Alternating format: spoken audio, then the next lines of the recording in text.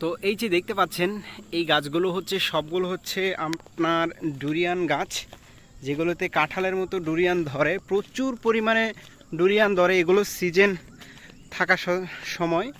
তো এখন যেহেতু আমরা এখানে এসেছি, এই সময়ে একদমই সিজন নেই, বাট তাই আপনাদের এইখান থেকে ডুরিয়ান আপাতত দেখাতে পারছি না।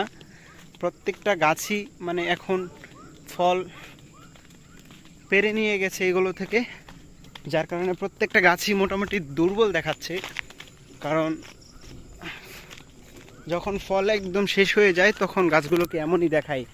তো আপাতত কোনো প্রকার ফল নেই গাছে, দেখতেই পাচ্ছেন, যার কারণে আপনাদের কোনো কিছুই দেখাতে পারছি না।